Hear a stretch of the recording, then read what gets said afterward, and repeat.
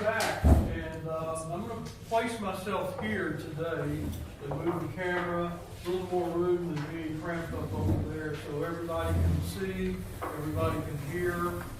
And this is my 20th year to be here for the Tengdin-Werner lectures, and I said a word about the lectures 2 weeks ago. Lynn is here, Dean and Phyllis's daughter. So Lynn, a quick word about the lecture series.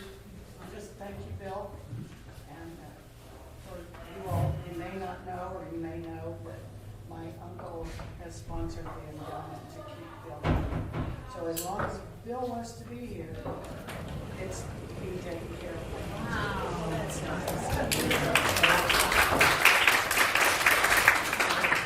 That's as long as I don't have dementia. Don't talk to my wife about that. She thinks I do. I did want to say something when I came in. You had run out of bulletins, and Bob says, we're printing more. He says, thanks to your mother and your grandmother, we've run out of bulletins because people come out of the woodwork during the church. So thank you all for coming. Continuing to come. Okay, thank you, Lynn. And we were here 2 weeks ago. Last week we were off. Looked out the window and I thought, well, there's snow. It must be the month for me to be at St. James.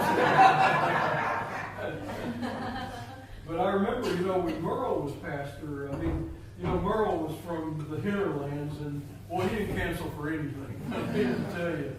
It could be a foot of snow. I forgot my wristwatch, so occasionally if you see me looking at my phone, that's a good thing. So I get you out of here on time. Everybody should have a handout, and everybody have one. And if you were not here last week and would like a handout from last week, I'm going to put them right here so you can grab one afterwards if you want one from last week. So a quick word about what we're doing in this lecture series. You see the 4 titles. These are life lessons in Genesis. And today we're moving on from the creation account to Brothers at War. But first let me tell you about this guy who was walking on the California beach, came across a lantern, rubbed it, and the genie came out and said, you've got 3 wishes. The guy said, okay, my first wish is that, come on through. My first wish is that I'll always have $1 more than Bill Gates. The guy said, okay, the genie said, okay, well, we can do that. The guy said, my second wish is I've always wanted a top-of-the-line Porsche. And just like that, a fire engine red convertible Porsche appeared, state-of-the-art GPS, state-of-the-art audio system. The guy is thrilled. The genie said, your third wish? And he said, well, I'd like to think about that a little bit. Can you give me a little time? And he said, sure. Puts the lantern in his car, drives off, convertible down on the California shoreline, radio blaring. The guy is so happy. He's just singing with the radio, thinking about that third wish.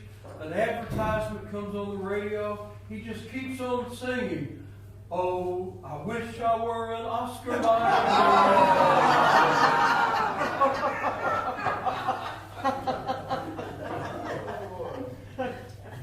Okay, my grandkids would roll their eyes at that. That's what more than a dad joke, I know. Okay, Brothers at War. And because the text is rather brief, I printed the text. I want us to read this first, so we'll have it in mind as we go through this story. It's found in Genesis chapter 4. Now,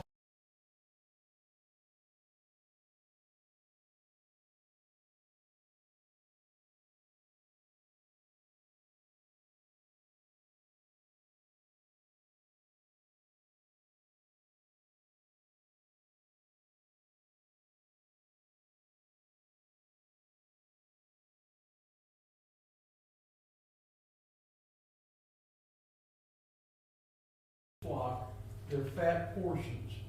And the Lord had regard for Abel and his offering, but for Cain and his offering he had no regard. So Cain was very angry, and his countenance fell. The Lord said to Cain, "Why are you angry? Why has your countenance fallen? If you do well, will you not be accepted? And if you do not do well, sin is lurking at the door. Its desire is for you, but you must master it." Cain said to his brother Abel, "Let us go out to the field." And when they were in the field, Cain rose up against his brother Abel and killed him. Then the Lord said to Cain, "Where is your brother Abel?" "I do not know. Am I my brother's keeper?" And the Lord said, "What have you done? Listen, your brother's blood is crying out to me from the ground. And now you are cursed from the ground, which has opened its mouth to receive your brother's blood from your hand. When you till the ground, it will no longer yield to you its strength. You will be a fugitive and a wanderer on the earth." Cain said to the Lord, "My punishment is greater than I can bear. Today you have driven me away from the soil, and I shall be hidden from your face. I shall be a fugitive and a wanderer on the earth, and anyone who meets me may kill me." Then the Lord said to him, "Not so. Whoever kills Cain will suffer a sevenfold vengeance." And the Lord put a mark on Cain, so that no one who came upon him would kill him. Then Cain went away from the presence of the Lord and settled in the land of Nod, east of Eden. Cain knew his wife, and she conceived and bore Enoch, and he built a city and named it Enoch, after his son Enoch. Now, before we get to the outline, just a word of introduction about this story at the very beginning. You notice how it begins. The man knew his wife Eve, and she conceived and bore Cain, saying, "I have produced a man." A word about names. You'll notice Adam is not named the man. He's called the man. The Hebrew word for man is Adam, A-D-A-M. And interestingly, some translations into English will just refer to him as the man. But at some point, they start calling him Adam, capital A, as if it's a proper name. And that actually occurs at the end of this story in chapter 4. I didn't print all of chapter 4, but later he's given the name Adam as a personal name and not just the generic, the man. Now, the word Eve means living. And Eve is called the mother of the living. And so names seem to be significant. So she names her son Cain. Now, you notice it says, "I have produced a son. I have made a son." The Hebrew word for produce is kanan. And she calls him kanim.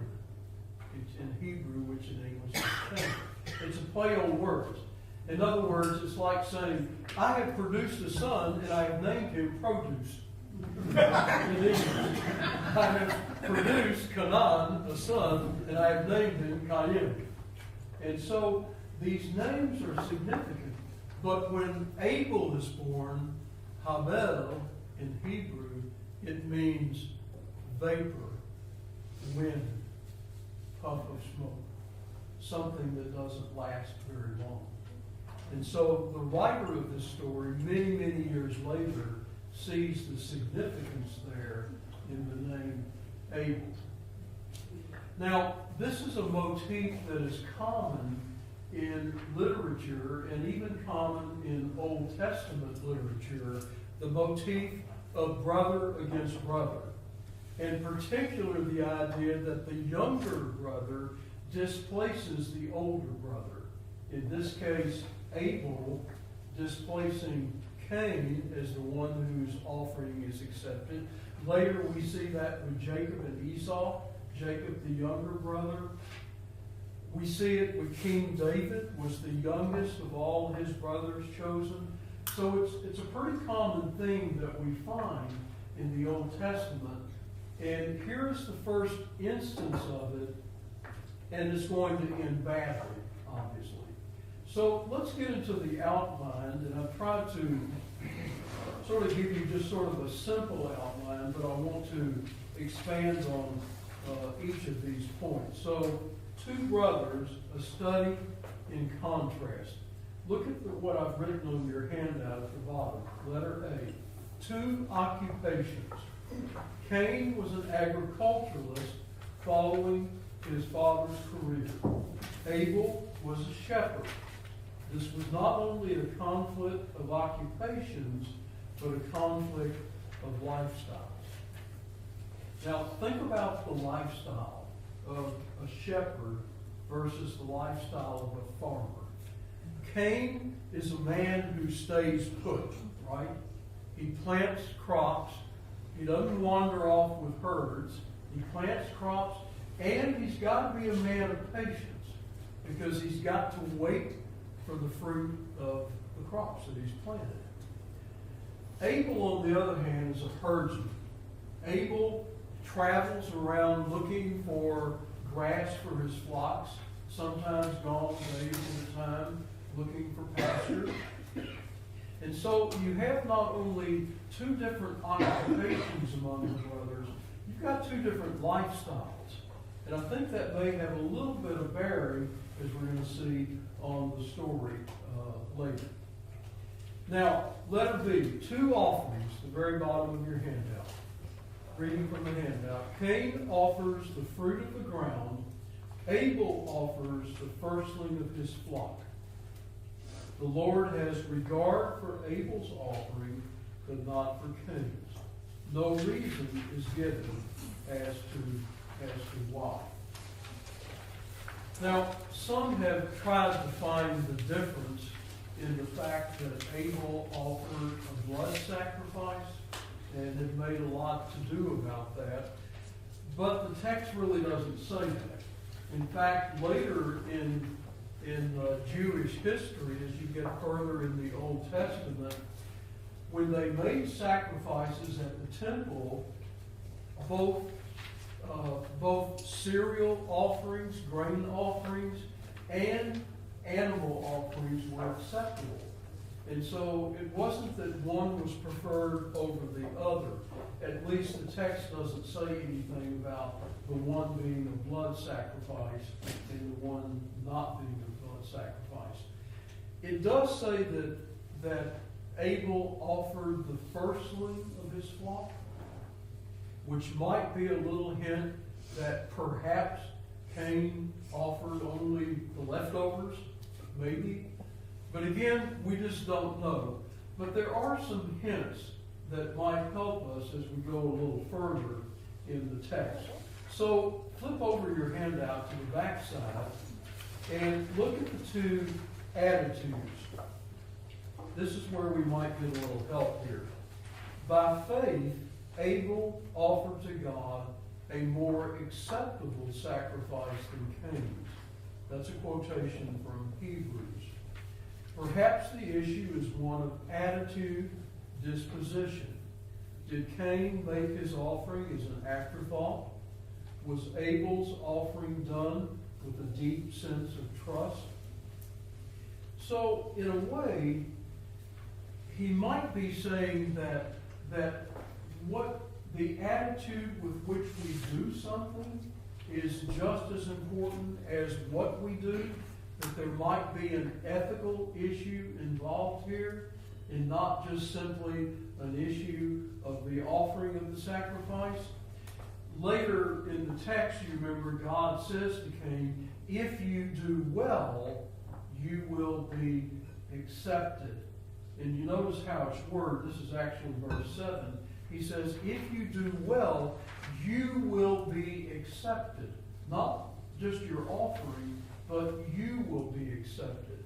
Implying that it wasn't just the offering per se, that there was something in the attitude or the disposition that might have have been lacking on the part of Cain. Again, we don't know for sure, but the writer of Hebrews says that Abel offered his in an attitude of faith, trust, commitment. And apparently Cain did not. So we may be getting a little bit at why one offering was acceptable and the other was not. Okay, look at the reaction of Cain on your handout, 1:2. Anger. Is his reaction understandable? Is it acceptable? So I wonder what feelings Cain had about this. Disappointment, jealousy, certainly anger. We know that for sure. Did his hatred of his brother arise out of the sense of maybe entitlement as the firstborn? Did his parents treat the two kids differently? You remember later in the story of Jacob and Esau, Jacob's mother loved Jacob, but Jacob's father loved Esau. And you had two parents who preferred each a child. Was some of that at work here in the jealousy? Or was it just typical sibling rivalry that suddenly took a turn that is almost unimaginable? Again, we don't know for sure, but there is probably a sense of jealousy that goes back to not just the occupations, but maybe the dispositions that come with those occupations. I read something that I wrote down a long time ago. I had to look for it, but I found it. Listen to this. I dislike the guys who criticize and minimize the other guys whose enterprise has made them rise above the guys who criticize and minimize them. And isn't that true sometimes? That it's just enough to see that someone else has received a blessing that we did not. There's a poet named Jericho Brown whose poetry I really like. When I was teaching before I retired at Rockhurst, we had him come one time for a poetry reading. And in one of his books, he has a poem called Cain. And he imagines what Cain might have thought about this. And as he says in his poem, it starts with a conversation.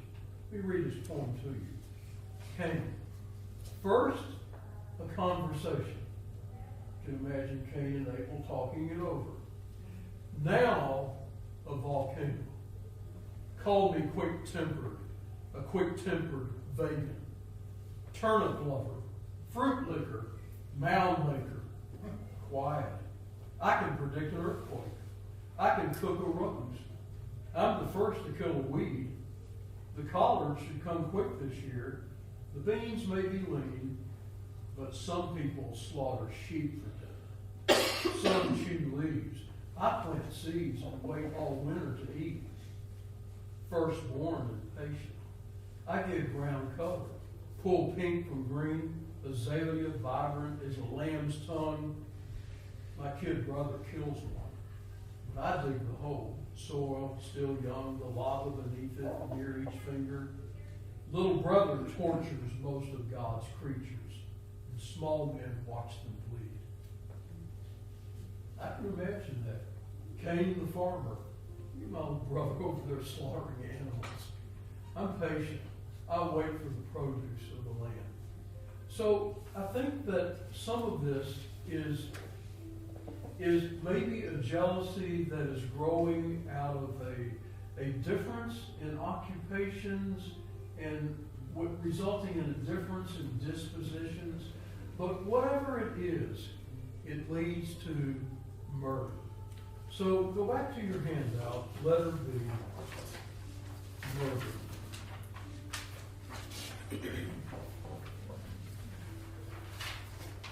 Reading from your handout. Cain's sin lies at the altar. at the point of bringing his offering to God. Perhaps his anger is really with God, but is directed to his brother. Cain repeats his parents' sin by making himself to be God, who alone has sovereignty over life and death. Now, notice again that the sin, the murder, lies at the altar. This is reminiscent, of course, of the murder in the 11th century of the Archbishop of Canterbury, Thomas Becket, who was murdered in his own cathedral in Canterbury. And more recently, it reminds me of the murder of Oscar Romero, who was the Archbishop of San Salvador in 1980, murdered while offering Mass by the revolutionary troops at the altar, even as Abel is murdered at the point of the sacrifice. Now, I mentioned that perhaps his anger is with God, because God is the one who rejects his offering and tells him that if you do well, then you will be accepted. And in a way, it recycles the sin of his parents, who also ate of the fruit because the tempter said, you will be like God. And so this attempt to determine who lives and who dies becomes a recapitulation of the sin. Now, you remember the Adam and Eve story? After they eat of the fruit, God asks them a series of questions. First question, where are you? They're walking in the garden. And they answer, here I am. And we have hid from you because we were naked. And then God asked another question. Who told you you were naked? And then God said, have you eaten of the fruit? I mean, the whole thing is very annoying, if you're Adam and Eve. It's like, remember when your kids are teenagers? If you keep asking questions, you'll eventually get the truth. And then kind of keep asking questions and dig around, and eventually they'll come out and they'll get trapped in their own stories. Asking questions. God does the same thing here with Cain. Look at what he says with Cain. Where is your brother Abel? Verse 9. Cain's answer. Am I my brother's keeper? And then God says, what have you done? Now, you remember last time we talked about in the creation of the woman in the story of Adam and Eve, it indicates there is a social context for humanity. It's not good for us to be alone. And in the same way, this is a question about our relationship to others. Am I my brother's keeper? And the answer to that, the rest of the Bible is yes. We have a responsibility to others, not just to ourselves. And so it becomes a social question, not just a private question that Cain can say, no, I have no responsibility here whatsoever. But return to the murder and the anger underlying the murder. Jesus talked about this. Jesus, in the Sermon on the Mount, said that if you are angry with your brother, it's as if you had murdered him in your heart. And what Jesus was trying to do was to get at the motive of our actions that underlie what we do. He wasn't saying that if you hate somebody, you might as well just go ahead and murder them. He's saying that hatred often incubates something that leads to murder. And sometimes I wonder, people who are in prison for murder, some of those people, I suspect, could not have ever imagined doing something like that, but in a moment of anger, they did the unthinkable, and they find themselves in a position they never could have thought themselves in. And so the anger becomes the real source that ultimately produces the murder. Now, later in this chapter, and I didn't print it, but the chapter goes on about 10 more verses. We're introduced to one of Cain's descendants. I think it's about 7th generation. A man named Lamech. And Lamech gets 2 verses in the chapter. And listen to what it says about Lamech. Lamech says, I have killed a man for wounding me, a young man for striking me. That's in Genesis chapter 4, verse 23. I have killed a man for striking me. Now, never killed me, He raised his fist. That's called an eye for an eye and a tooth for a tooth, right? And so later in Israel's history, when they talk about an eye for an eye and a tooth for a tooth, they are saying that if I take out Bill's eye, all he can do is take out my eye. He can't kill me. If I take out his tooth, all he can do is take out my tooth. In other words, this was a way to control vigilantism. It was a way to minimize the violence that begins to become like a spiral, if you will. And so this verse about Lamech, I have killed a man because he struck me, shows you how quickly violence can escalate.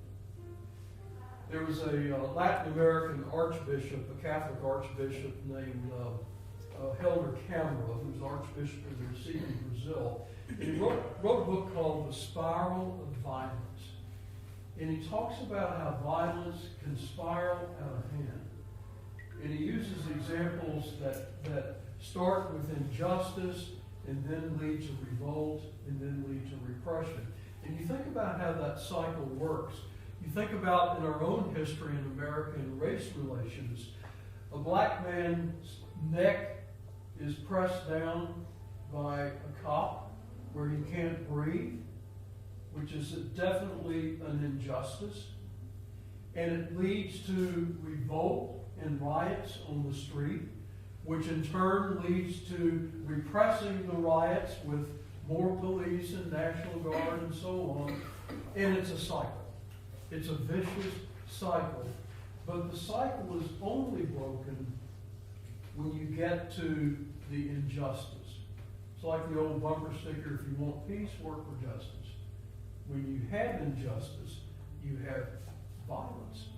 And in this case with Cain and Abel, we don't necessarily have an injustice in God not accepting the offering of Cain, but you certainly can see how the anger can escalate, leading to violence and ultimately to the unthinkable, the murder of his brother.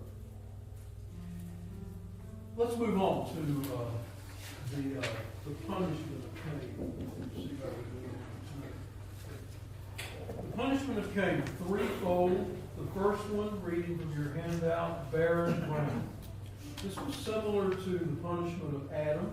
The ground is cursed and will no longer yield its strength. Now this relates to the part where it says, the blood of Abel is crying out from the ground, and God tells Cain, the ground will no longer yield its strength. Now, Cain's a farmer, right? That's basically telling you, you're going to have to beg for your food or find something different. Now, again, we learn from parts of the text I didn't print that later relatives of the descendants of Cain will do things like some will be shepherds, interestingly. Some will be involved in music. A man named Tubal-Cain is one of them. Some in metallurgy, but none of them are listed as farmers. None of them. The ground has now been cursed. Look at the other punishment. Cain, you will be a fugitive and a wanderer. Cain is sentenced to be a wanderer, exiled from his parents' home, and sent to the land of Nod. Now, nobody knows where the land of Nod is. Hebrew scholars and archaeologists have tried to find this, but they've never found the place. The word Nod means wandering in Hebrew, and this is his punishment, to wander. But it is described as east of Eden, and if that phrase sounds familiar, you're probably thinking of the John Steinbeck novel. And if you've ever read that novel or seen the movie, you'll know it's about two brothers. It's based on the Cain and Abel story. The two brothers go west to California, but in leaving their land, they find redemption. And so the land of Nod actually becomes a place of redemption for Cain. It becomes a second chance, a new opportunity.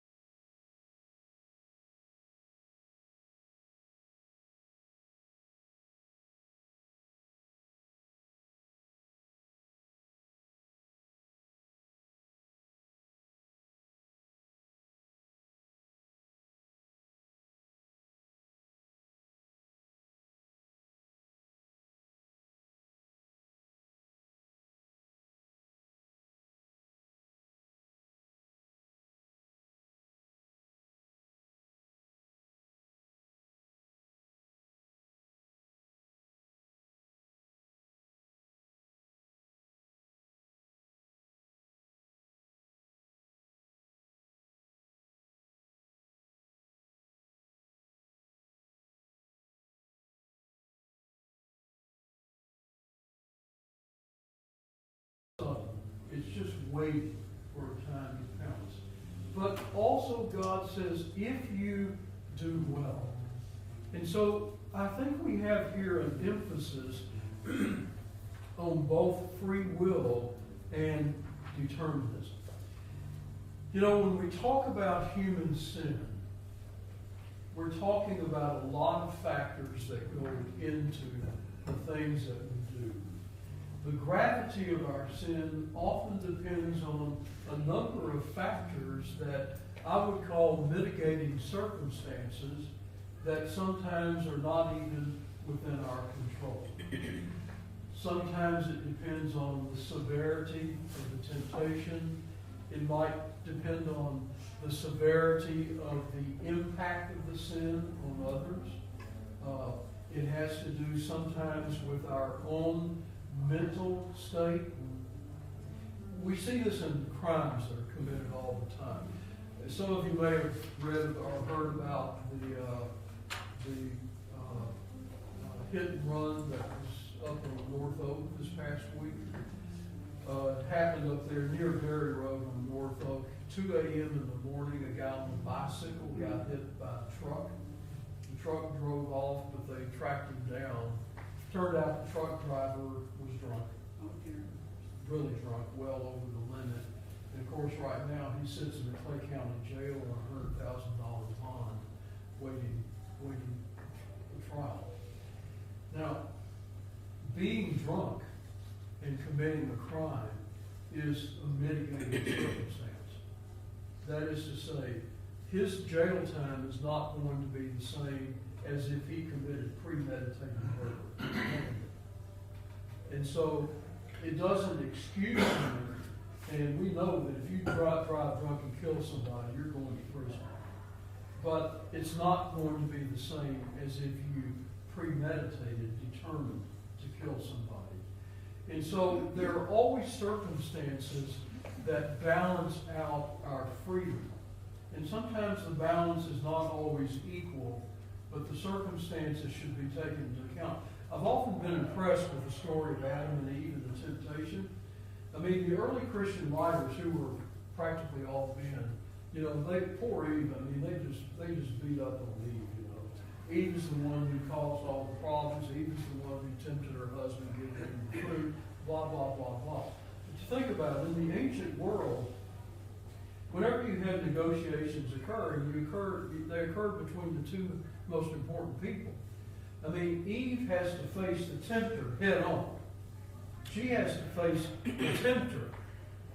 Adam, all he has to do is Eve says, "Here, eat this." He goes, "Oh, okay, I'll eat." You know, he's kind of a doofus, you know. Just gets the fruit, you know. She has to actually deal with the devil in the story. And so the temptation was much greater for Eve than it was for Adam, as far as I'm concerned. So I want to just go back to this thing of free will, that free will is at work here. What Cain does, he does. Sin was crouching at his door. God says, you've got to master it. And he doesn't master it. But we also know that there are always circumstances that underlie the reasons we do things. And so it's always a matter of both free will and some deterministic factors interplaying together.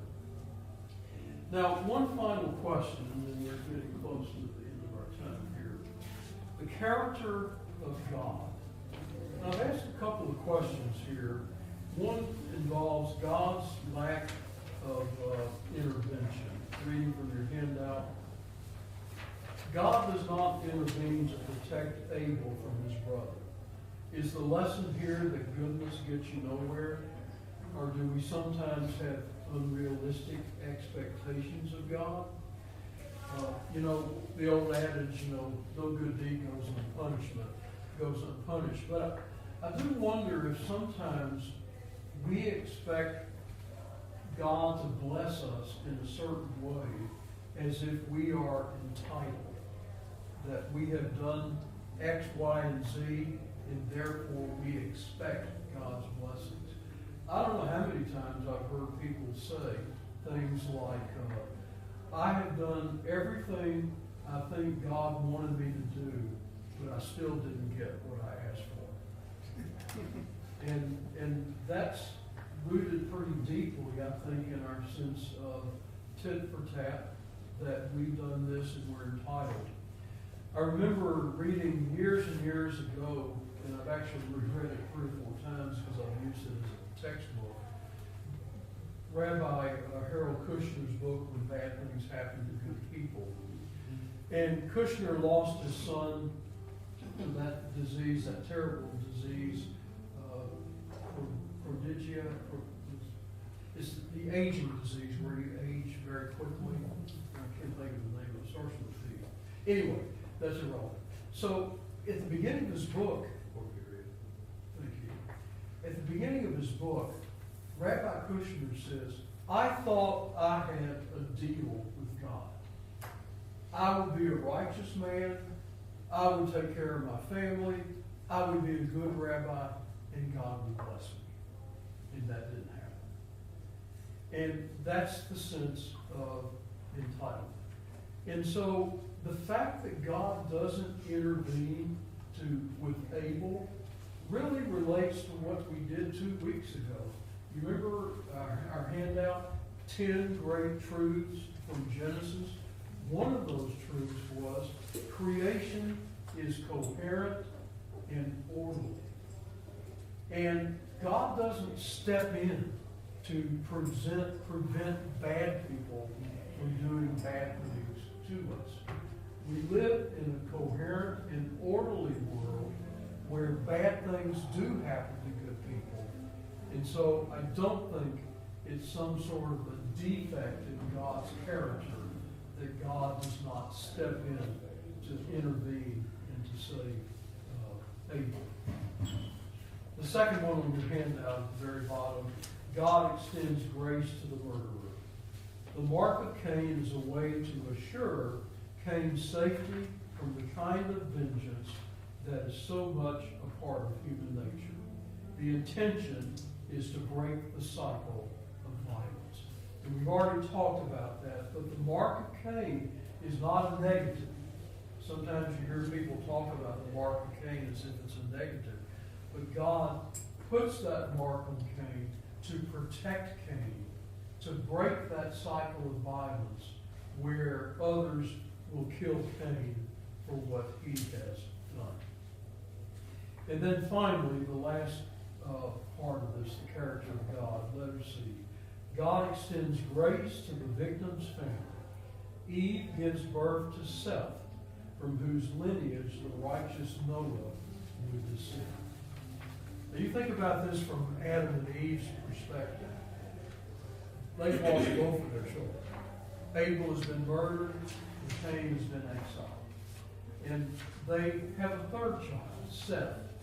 We meet Seth in the latter part of chapter 4. Again, I didn't print that in your handout. And Seth is going to be the forerunner of Noah. And so the story ends really on a point of grace and a point of redemption. Cain has a new start now in Nod. Adam and Eve have a new son who ultimately will give us Noah, the one who will save the human race. Okay, let me stop there and see what comments or questions you have about the two brothers in the story.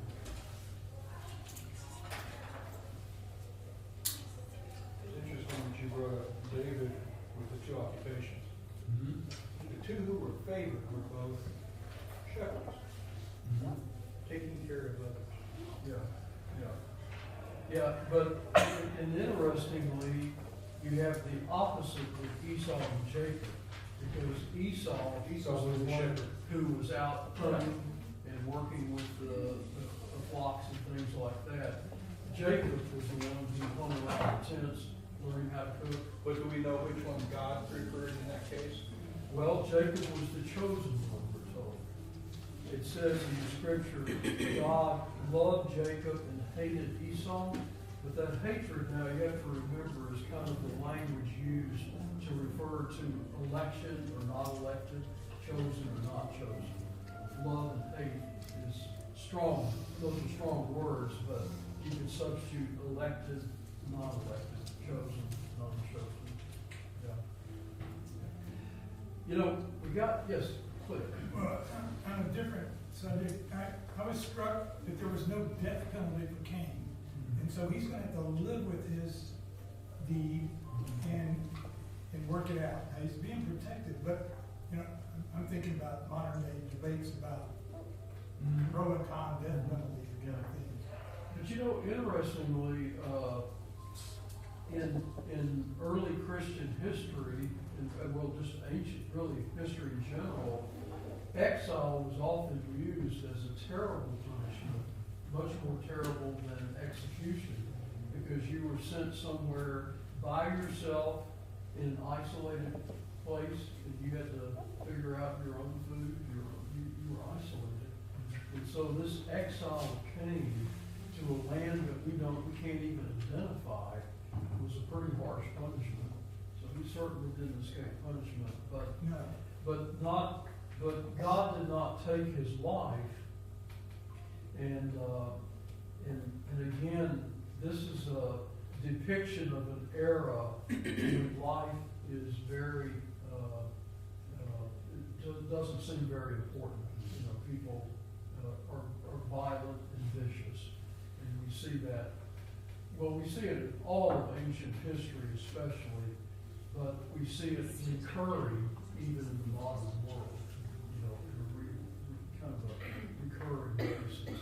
Yeah. Okay, next Sunday, we're going to look at both Noah. Now, I know when I mention Noah, the first thing you think of is a bunch of little animals coming on the ark. He's all cute and all that. But this is a story that really has a lot of important things to teach us. And so, again, these are stories, these are life stories from Genesis. They're not just kids' tales, okay? So the Noah story, like this story, is going to end on a high note, a note of grace. And then our last Sunday, we're going to look at the tower to heaven. And that story has a lot to say about our relationship with people who are different from us. Because they wanted to build a tower where they themselves could be isolated from others. So we're going to see those, but next week, Noah, thanks for your attention. Again, if you want a handout from last week, there's some right up here. So thank you. See you next week.